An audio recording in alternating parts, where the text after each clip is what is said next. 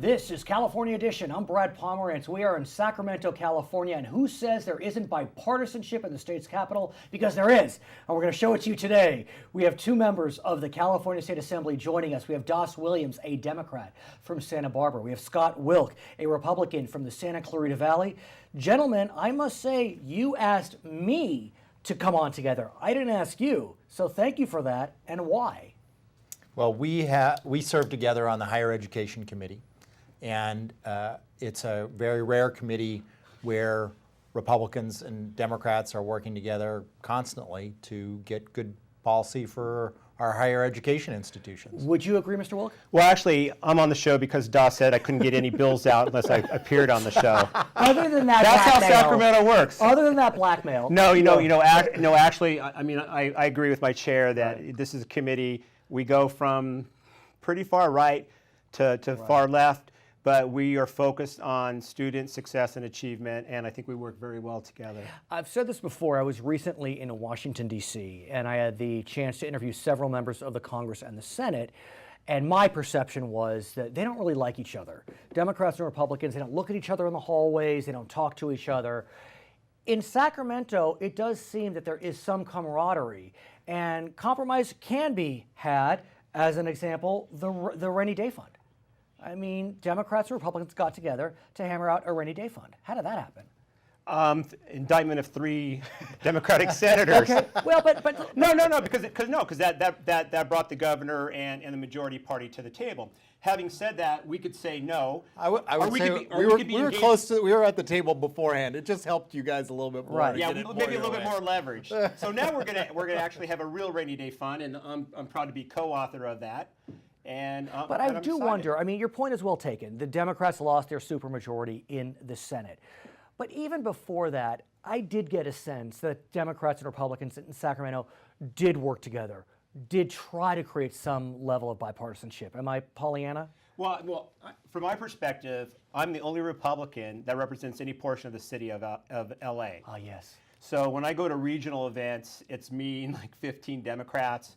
I call it the Southwest Caucus when we're flying up from Burbank, right. And it's about 5 Democratic state senators and maybe 8 assembly members and myself. And you, right. So in many respects, I know Democratic legislators better than I know people in my own Interesting. party. So let's talk about higher ed. I think it's fair to say, Mr. Williams, that higher ed has done pretty well as it relates to restoration of funding since the end of the recession, but not as well as K-12. No, it's not hard. at all. And I would actually argue that while the move towards restoration has been going very well in the community colleges, which, by the way, were damaged more than any other institution by the recession, the recovery in the UC and CSU has been very anemic, and that presents a problem. If we start making our community colleges successful at moving students through, where will they go if we don't have room for them in the UC and CSU? And I think about your districts, Santa Barbara, UCSB in your district. I think CSUN is in your district? Right outside of my district, but I've got 2 private colleges and a community college. Right. And we both represent Ventura County, right. Which is about the most bellwether county in the state, and where people want solutions. And Cal State Channel Islands is there, correct? That's right.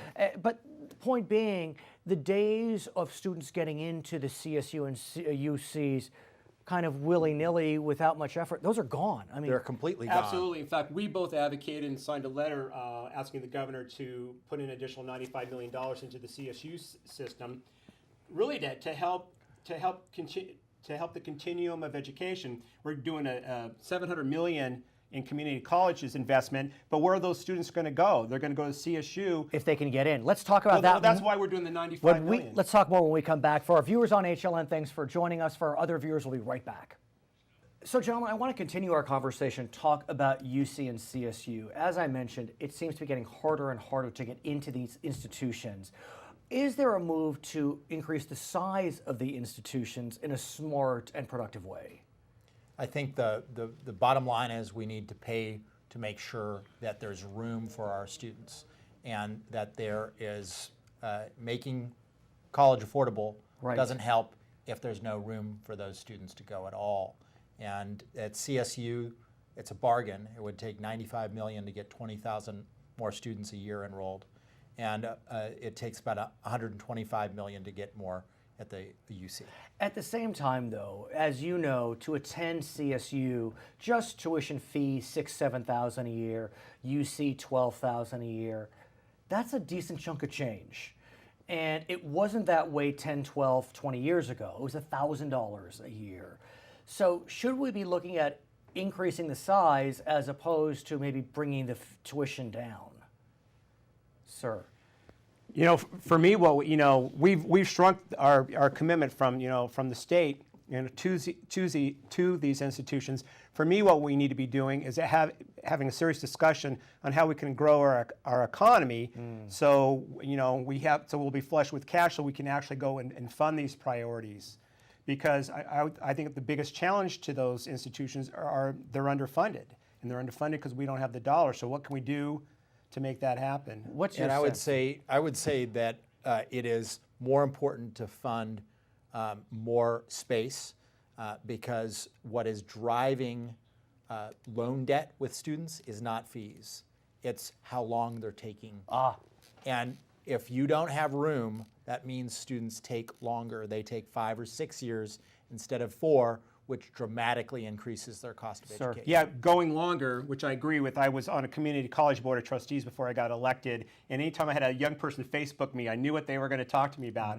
And the other thing is because these proprietary colleges that students go to now. The for-profits? The for-profits, because they know when they're going to get out, but they're very expensive. And so we've got to do a better job of capacity so we can push students out quicker. What about our community colleges? 20, 30 years ago, 40 years ago, those were places where people went to get a second chance. It's not that way anymore. People are going there for a variety of reasons. They want the smaller classes, it's more affordable, but they also want to transfer. Transferring has been a challenge, and NAU and U of A and ASU have been taking a lot of our kids. This is one of the things I'm really proud of. We've achieved a bipartisan consensus on the Higher Education Committee to really light a fire under our educational institutions about transfer, ease of transfer, is that we have the most inefficient transfer system where each school has to have a transfer agreement with each school. Right. We need to make sure that the UC and CSU academic senates set the right high standard, but to allow more schools to transfer their students and have more classes that are fully transferable into the UC and CSU. And are we there? Has the bill made it? No, we're not Is it there your yet. fault, Mr. Wilk? No, it's definitely not my fault. But the thing that's frustrating about this, if you go back and you read the original education master plan, right, they talked about the difficulties of transferring back then from the community college on to CSU, and we still face these same institutional hurdles. We had a special hearing Down in Fullerton. down at Fullerton about this last fall. And things are a lot better at the CSU. They've done a lot more degrees, essentially, that would automatically transfer to the CSU. I would say only 2 campuses in the CSU system aren't doing well at this point in making that system easier. The real problem remains at the UC, but the new president, Napolitano, has got on this very quickly, and one of her first moves in office, I think partially in response to some pretty blistering criticism that we leveled at the UC at that hearing, was to work with the other segments to try to improve transfer at the UC. In our final moments, a big frustration surrounding the number of out-of-state students being admitted. Some say it's too high, some say it's too low compared to Michigan or Virginia. We're low compared to other places we're high. What's your sense? I would say that it would be better to have more room for in-state students. That needs money. That needs an increase of $125 million over what the governor has proposed. Gentlemen, I want to thank you for joining us. It's special that you decided to contact us to engage in this bipartisan discussion. His name is Scott Wilk. His name is Doss Williams. My name is Brad Pomerance, and this is California Edition. California's current population totals over 38 million. The Department of Finance predicts California's population will top what level in 2030?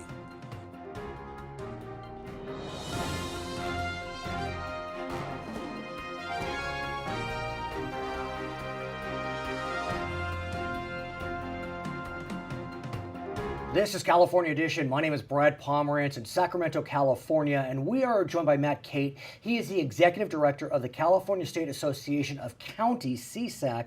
He had served as the Secretary of the Department of Corrections and Rehabilitation for the state of California for 4.5 years. So when we discuss prison realignment, you know from where you speak. I do. You actually were the individual that helped to implement, or really implemented, AB 109. That's right.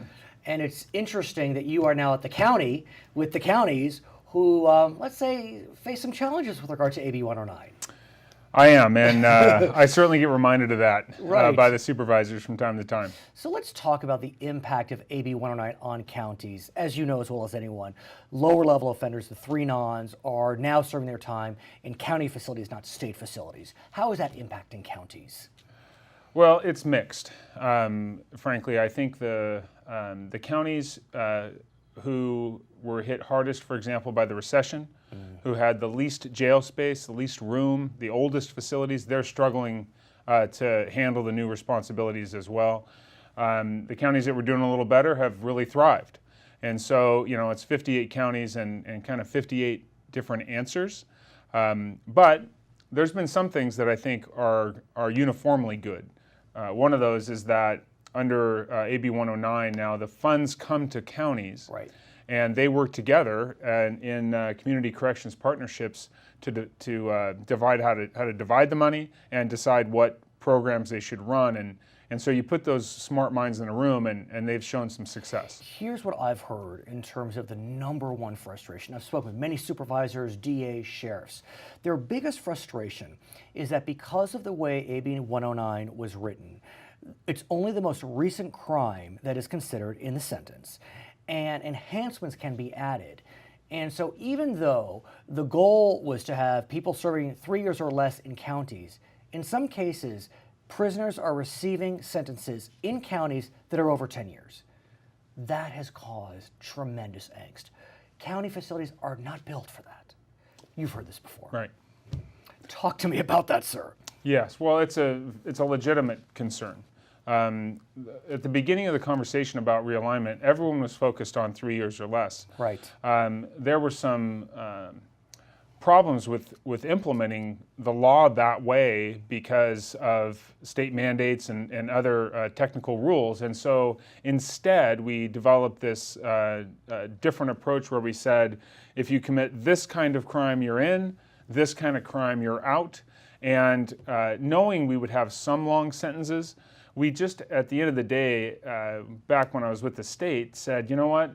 That's a problem we'll have to fix down the road. We just needed to get it implemented. As you recall, we had a $26 billion deficit, right, and federal courts breathing down our necks. So here's the challenge, though. I'm sure you remember Senator Bill Emerson, former Senator Bill Sure. Emerson, had a bill which would have created a swap situation where if someone received a sentence beyond the 3 years, that someone who was ending their longer prison sentence in the state would come to county, and that other person would go to the state.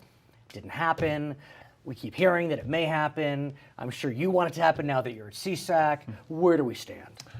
Well, CSAC applauds Governor Brown for his proposal to cap jail sentences at the 10-year mark. Right. Right, with good time credit is 5 years. So Right. that's a step in the right direction. Again, this area is incredibly complicated. I remember one of the concerns about the senator's bill was that if state inmates went to the counties, there was a concern that the courts, the court orders, and the court monitors would follow. And so, I get it. I mean, that scares everybody, and it should. Let's talk more about it when we come back. For our viewers on HLN, I want to thank you so much for joining us. For our other viewers, we'll be right back with Matt Cate of CSAC. So let's continue the conversation and talk about the federal courts, which you just mentioned. If you ask me, I think it's nothing short of a miracle that the federal court in February granted this extension. I mean, I thought they were about to put Governor Brown in jail for contempt for not decreasing the size of the prison population. But they did finally grant an extension, a real one, for about 2 years. What do you make of the extension? Well, To decrease the size of the prison population. sure, yeah, it was, I think, the right move. Keep in mind, the governor and legislature showed a lot of good faith by passing AB 109. They've been criticized, and the population has gone down 25,000. Which is remarkable to me because just as an observer, I think I agree with you. I mean, they really were trying, but it didn't seem until maybe the end of 2013 the court cared. I mean, those decisions were blistering. We're both lawyers. They were blistering. I mean, the words that they used against Governor Brown, just blistering what they were saying about the alleged attempts. But all of a sudden it turned.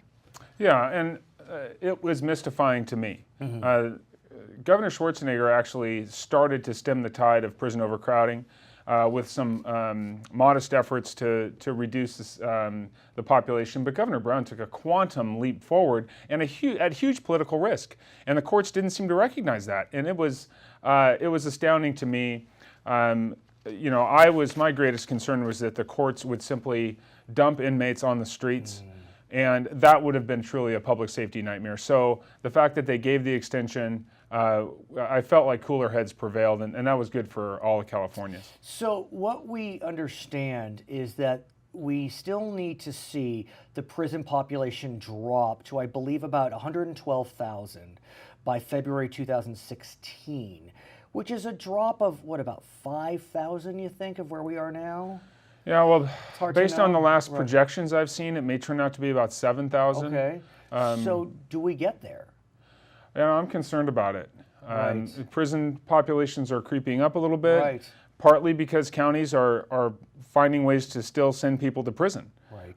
Through Overcharging? Well, I don't know if it's overcharging, but it's at least charging in some cases around AB 109. Right. Finding the right crime that still sends people to prison using the 3 strikes law, et cetera. Right. So, but be that as it may, keep in mind we also have 8,000 inmates out of state. Right.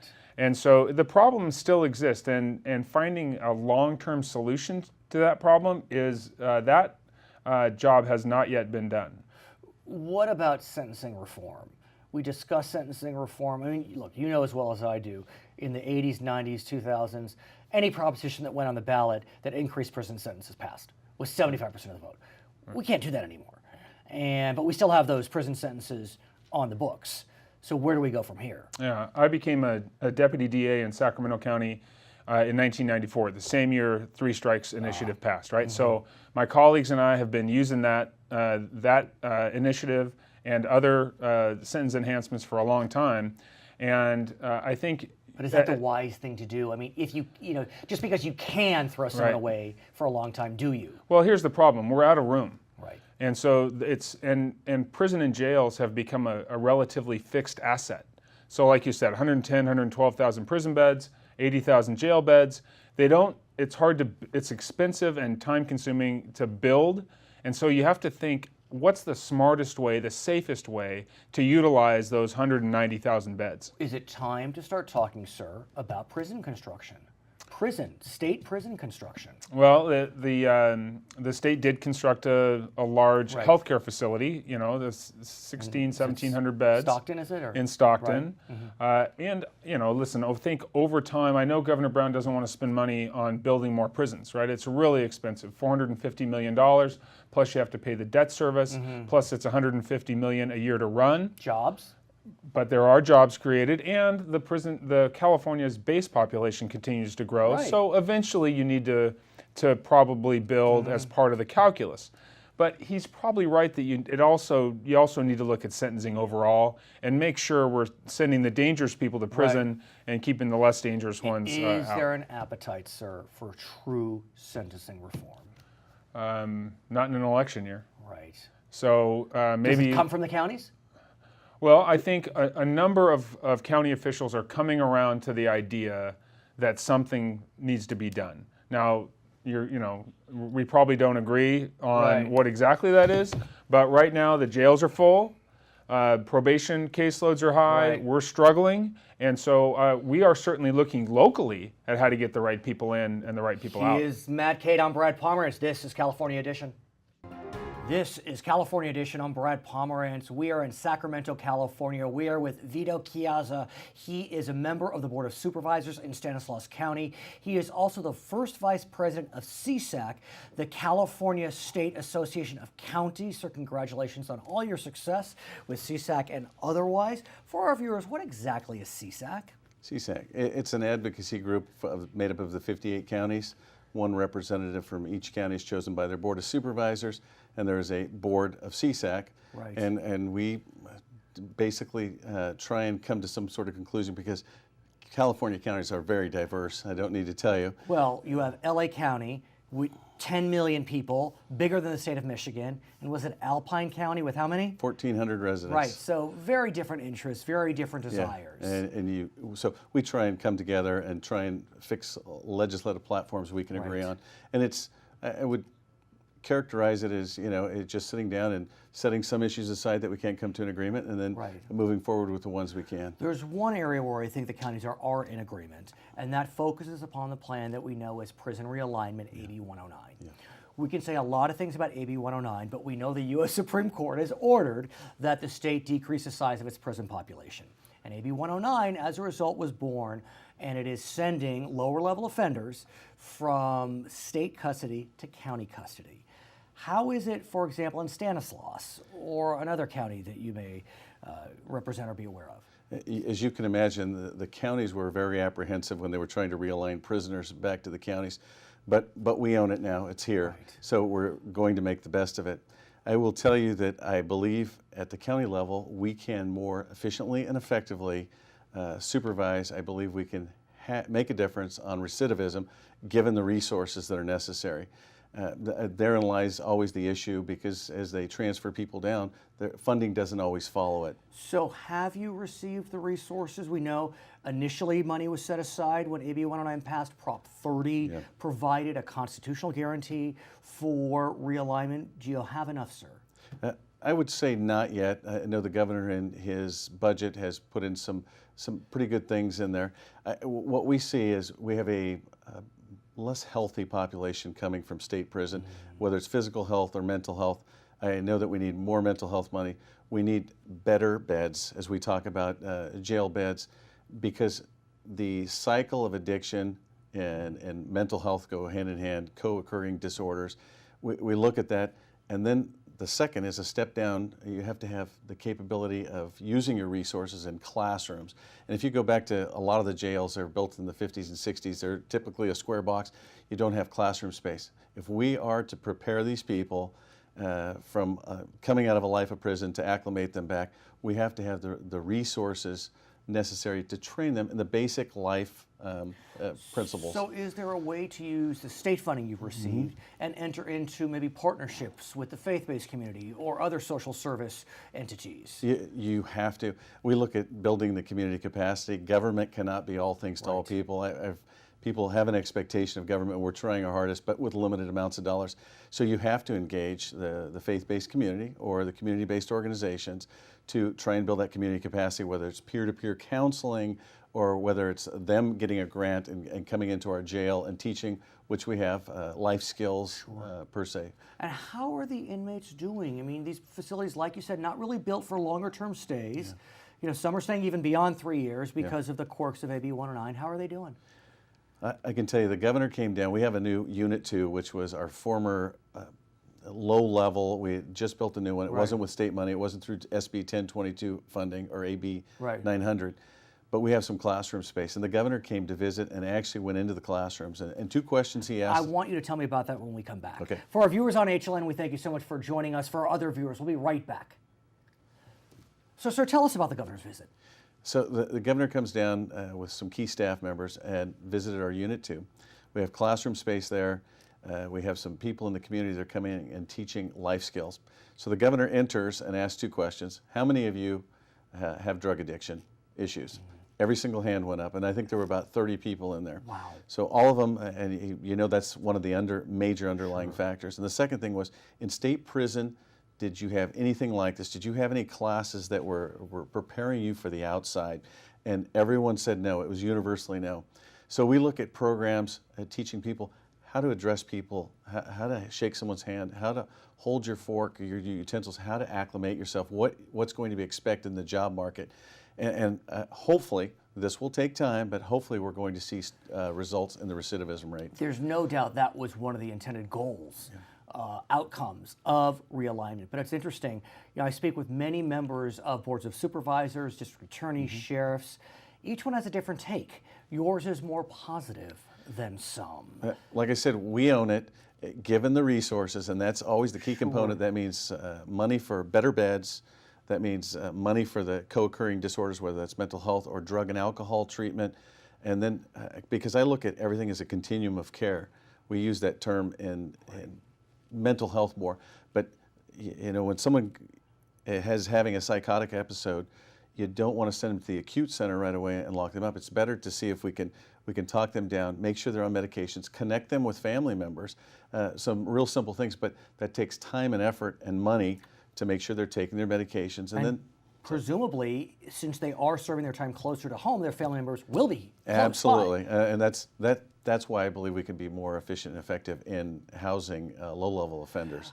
I would be remiss if I didn't speak with you about the drought. You represent Stanilaus County, right near Modesto. I mean, Modesto is your county seat.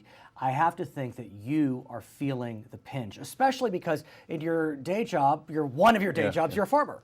Yeah, ag is absolutely the base of our economy in Stanislaus County. Big effect this year, 40% water allocations out of the irrigation districts going to be made up with groundwater. And Do you have groundwater? We have groundwater today, but what we've done is we've gotten all the stakeholders together, irrigation districts, farmers, the cities, the municipality, users, environmental concerns. We've got 21 people at a table. It will be very difficult for 21 stakeholders to come up with solutions, but when we do, it'll be a solution we can buy into. You know, I have a lot of hope. I tend to look at things as the glass is half full, Sure. and I think. But that glass doesn't have a lot of water in it, though. It doesn't. I know, what a. No, but I what mean, a word. I hate to use the metaphor, but Yeah. it is. Look, it's a frightening time, you know, for a lot of us. It's really frightening, and we want to be part of the solution, but in a lot of ways we feel hopeless, helpless. I mean, what do we do? What do I do? Yeah. You know, I'm just a Californian. You know, I tell my kids to take shorter showers. I tell them don't flush if you don't have to. You know, what can we do? It will be important that everyone continues to conserve, because conservation has gotten us a long ways in California. But you look at storage, whether it's on stream, off stream, above ground, below ground, is just as important, because that's essentially our bank. If we do a good job of banking water for these drought years. But if I may interrupt, you know, for some folks, the golden ticket is below ground. For others, it's above ground, and that's the debate. You know, if we're looking at a new water bond, and our friends on the Republican side would like to see more surface storage, our friends on the Democratic side would like to see more groundwater storage, and there's the rub. It is the greatest time right now. It's brought the two sides together because it is so severe, and we're going to have to deal with it now. The worst thing that can happen is we don't have a solution now, and that we end up with an El Nino rain year, and that everyone forgets about it, because we're in the third year of a drought. We're not in the fourth year, the fifth year, the sixth year, which is possible. So we have to start preparing for the worst, doing what we can, maintaining our forests, managing our forests so that we get a better output of our water. We don't have forest fires, that we have water of origin rights. Right. I mean, we start talking about through Delta. I want to ask you, and really, you know, kind of from the heart, how are you? How are your neighbors? You know, I keep thinking about the Modesto area, and I worry. What I'm afraid of is that it'll pit farmers against the municipalities, and that's my big concern. You know, this year everyone's probably going to make it because the well probably isn't going to go dry. But we understand there's an alarm out there, and we need to deal with this in a very expeditious manner. And I'm trying to bring, you know, again, the two groups together, more than two groups, but to say, hey, we have to deal with this. You know, we might have to idle some ground. We may not have to idle ground. See. Yeah, everyone has to work Vito together. Chiesa. He is a member of the Board of Supervisors in Stanilaus, First Vice President of CSAC. I'm Pomerance. It's California Edition.